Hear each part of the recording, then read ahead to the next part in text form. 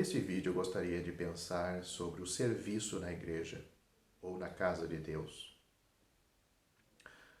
Em Israel, os sacerdotes e os levitas eram separados especificamente para Deus. Os primeiros, com o fim de chegarem-se a Ele e apresentar-lhes os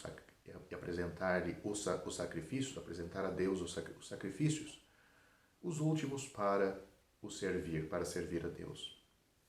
Os levitas representavam os primogênitos, eram consagrados a Deus, foram tomados em lugar de todo primogênito que abria a madre, pois naquela ocasião em que feriu a todo primogênito dentre os egípcios, Deus havia consagrado para si a todo primogênito em Israel. É o que lemos em Números capítulo 3, versículos 12 e 13. Eis que tenho eu tomado os levitas do meio dos filhos de Israel, em lugar de todo primogênito que abre a madre entre os filhos de Israel, e os levitas serão meus, porque todo primogênito é meu. Desde o dia em que feri a todo primogênito na terra do Egito, consagrei para mim todo primogênito em Israel, desde o homem até o animal. Serão meus, eu sou o Senhor. Dado ao fato que o número dos primogênitos excedia o dos levitas, era necessário que os demais fossem resgatados, visto que pertenciam a Deus. Então, os levitas, por sua parte, eram possessão de Deus para o seu serviço. Foram dados a Arão, o sumo sacerdote, para que o servissem, e o serviço deles estava intimamente conectado com a apresentação das ofertas e sacrifícios. Não estivesse ligado a isso, o serviço ou o ministério deles não teria valor algum.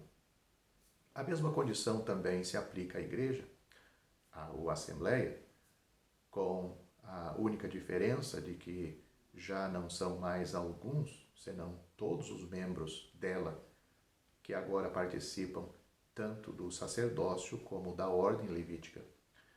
É a todos os crentes que o apóstolo Pedro diz: vós mesmos, como pedras que vivem, sois edificados casa espiritual para ser de sacerdócio santo, a fim de oferecer de sacrifícios espirituais agradáveis a Deus por intermédio de Jesus Cristo. 1 Pedro capítulo 2, versículo 5. Todos os crentes chegam-se a Deus da mesma maneira e a relação em que estão diante dele é a mesma para todos. Um crente está tão perto quanto o outro e todos são conclamados a oferecer a Deus, por meio de Jesus Cristo, sempre sacrifício de louvor, que é o fruto de lábios que confessam o seu nome. Hebreus capítulo 13, versículo 15. Outrora, os levitas, os primogênitos em Israel, eram propriedade de Deus e assim a igreja é hoje. Todos os seus membros, como primícias aqui no mundo, são santos ao Senhor. Nós somos remidos, fomos comprados por alto preço e por isso já não mais pertencemos a nós mesmos, mas a Deus, com o fim de glorificá-lo com o nosso espírito e nosso corpo, que lhe pertencem. Do mesmo modo como os levitas foram dados a Arão, assim nós fomos dados a Cristo, o sumo sacerdote, que fez expiação pelo povo, o maioral da casa de Deus, e a finalidade é desempenhar o serviço em sua casa. Este serviço é exercido na presença de Deus em total dependência de Cristo, e somente diz respeito aquilo que ele mesmo faz em sua casa. Um registro, talvez seria melhor dizer, um requisito, é estar em íntima comunhão com ele. Do contrário, este serviço não tem valor algum, sendo até mesmo rejeitável. Passa a ter valor somente quando ocorre na dependência de Cristo e quando, em todos os pormenores, for o resultado de nossa comunhão com Ele e da consideração à sua posição como sumo sacerdote. Cristo é filho sobre a sua casa, a qual casa somos nós. É isto que está registrado em Hebreus capítulo 3, versículo 6. Há diversidade nos serviços, mas o Senhor é o mesmo. 1 Coríntios capítulo 12, versículo 5. O Espírito Santo concede a capacidade e o dom para o serviço. Mas quando desempenhamos essa capacidade e esse dom, o fazemos na condição de servos de Cristo. E este serviço, que é tão diverso, é regulamentado pelo próprio Deus ao indicar a cada um o seu lugar específico. Foi assim que ele fez com os levitas. Leia, por exemplo, Números capítulo 4. E é assim que ele o faz na igreja. Entre nós somos todos irmãos e todos nós e sobre nós está somente um mestre. Este mestre distribui a cada um dons de sua graça conforme ele quer e segundo os desígnios de Deus, o Pai. Trata de seus servos, os quais ele escolheu segundo a sua sabedoria e conforme o seu direito, e é somente ele que dispõe sobre eles. Aquele que, porventura, nega a unidade dos crentes, ou então a diversidade dos serviços, este nega a palavra e a autoridade de Deus. Porque assim como num só corpo temos muitos membros, mas nem todos os membros têm a mesma função, assim também nós, conquanto somos muitos, somos um só corpo em Cristo e membros um dos outros. Romanos capítulo 12, versículos 4 e 5. Antes de prosseguir este assunto, quero observar que não é minha intenção tratar daqueles dons especiais que foram dados visando o aperfeiçoamento dos santos, aqueles listados, por exemplo, em Efésios capítulo 4, versículos 11 e 12, onde lemos que ele mesmo, Cristo mesmo, concedeu uns para apóstolos, outros para profetas, outros para evangelistas e outros para pastores e mestres ou doutores, com vistas ao aperfeiçoamento dos santos para o desempenho do seu serviço, para a edificação do corpo de Cristo.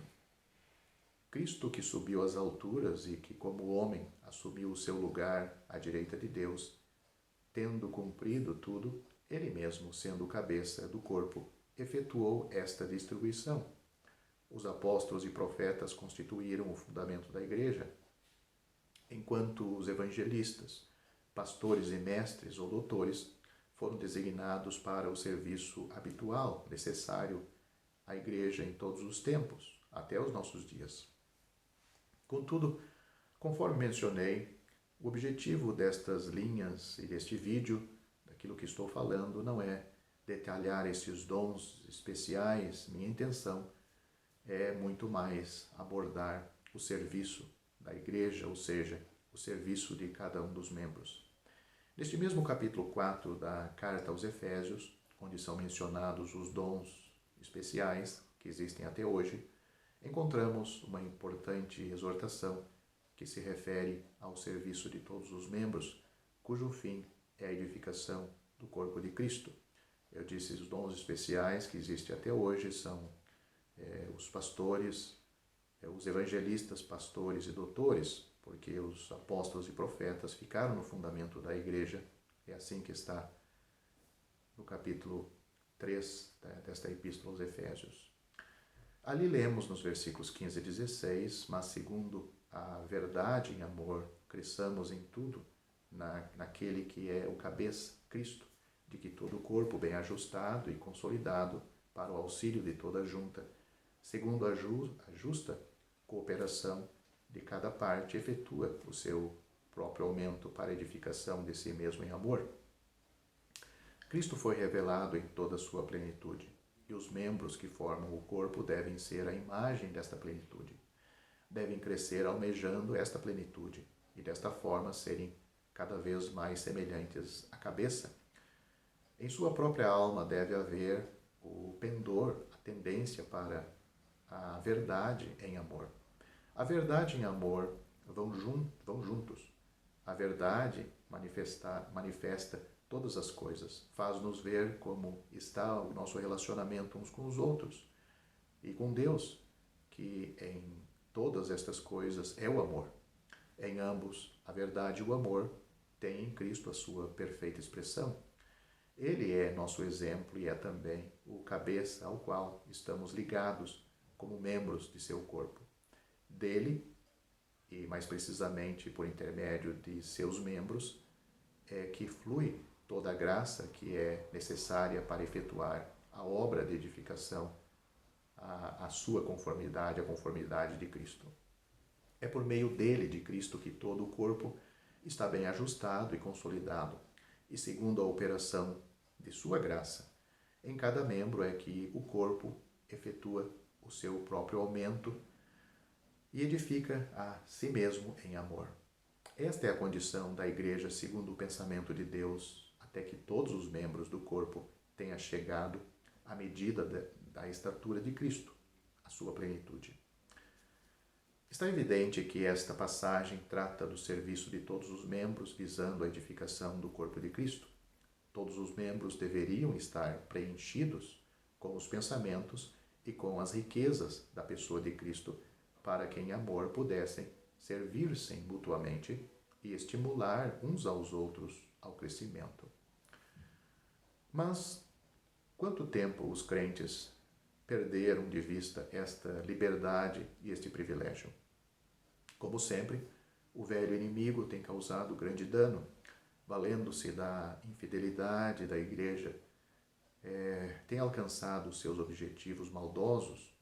Ele se introduz como um lobo entre o rebanho, dispersando as ovelhas. A unidade da Igreja, do verdadeiro corpo de Cristo, foi diluído nos mais diversos partidos que chegam a ter inveja, ciúme e amargura entre si e que se reprovam mutuamente. Esqueceram, ao menos a prática não demonstra, que são ovelhas de um só pastor, membros de um só corpo. No caso de tantas almas compradas por um alto preço, o nome do Senhor Jesus não é a única bandeira sob a qual se reúnem, mas sim o nome de homens ou de certas teses ou doutrinárias, teses doutrinárias.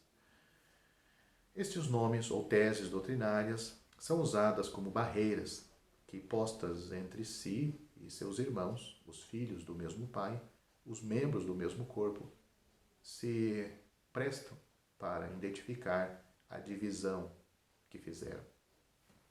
Caso o nome do Senhor Jesus fosse a única bandeira de reunião para todos os crentes, porque onde estiverem 2 ou 3 reunidos ao seu nome, aí, ele disse, estou no meio deles, e caso a sua mesa fosse o único foco para agradar ou agregar todos os reunidos, então a unidade do corpo de Cristo estaria representada em toda a terra. Seria, antes de tudo, reconhecida e vista. Como não seria glorioso ou glorificado o nome do Senhor e como não seria multiplicada a bênção da Igreja neste caso? Muitos dons que o Espírito Santo concedeu para a edificação de todo o corpo acabam limitando sua atuação a uma pequena parte dividida à grande desunião da Igreja. Realmente os muitos partidos são apenas um empecilho para a bênção e para o crescimento do corpo de Cristo. Desonram a Deus e sua palavra. Contudo, graças a Deus, estas falhas e a infidelidade do homem, sejam elas quantas tenhamos, não diminui a medida nem a operação da graça que procede do cabeça para a alimentação e para o crescimento dos membros do corpo. Nem fazem diminuir no coração do Senhor o amor que é a fonte desta graça. É verdade, nós temos falhado muito. Nós não o glorificamos como convém. Não temos feito uso do abençoado privilégio de sermos para outros o instrumento da alegria deles. Não temos sido usados como poderíamos tê-lo sido. O único que não tem falhado é o cabeça, ou seja, Cristo. Este não cessa de operar visando o bem de seu corpo e, evidentemente, de todas as maneiras, o seu terno cuidado para com cada membro, de acordo com os seus propósitos e segundo o seu coração. A Igreja continua sendo uma igreja, um corpo. Mesmo ante a grande desunião e os muitos partidos em que se dividiu. Bendita a fé que é capaz de acolher este pensamento e realizá-lo, como outrora fizeram Ezequias e Josias, os piedosos reis em Judá.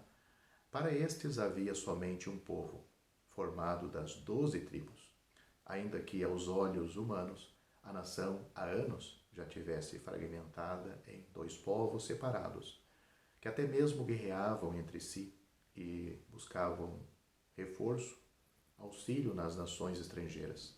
Tais homens conclamaram todo Israel a subir a Jerusalém para celebrar a Páscoa e prestar o culto coletivo a Deus. Leia 2 Crônicas, capítulo 30 e capítulo 34. Essa também é a atitude da fé quando se trata da Igreja. A fé agirá assim quando entender que, segundo a vontade de Deus, o intento do Espírito Santo é convidar a todos os crentes, todos os membros do corpo de Cristo, onde quer que os encontre, a se reunirem ao nome do Senhor Jesus para anunciar sua morte, para o adorar, para adorar a Deus e para glorificar o nome do seu Filho e o nome de Deus. Este é o abençoado privilégio de todos os crentes, e os únicos que a palavra de Deus exclui são os que, por sua doutrina ou por sua vida, desonram ao Senhor, ou então os que dão motivo de escândalo ao próximo. Pode até ser que tal fé seja alvo de riso e zombaria, como foram os mensageiros de Ezequias, mas o Senhor a fará acompanhar com sua bênção. Louvado seja o seu nome. Também nesses últimos tempos, ele concedeu ouvidos abertos e um coração compreensível a milhares dentre os seus, para que sigam a verdade e se alegrem nela, e também que glorifiquem ao Senhor. Já estão disponíveis para leitura os comentários do Novo Testamento e do Antigo Testamento de João Nelson Darby. Estão nos formatos de livro, e-book, também aplicativo para o celular Android. Visite o nosso site www.palavrasdoevangelho.com.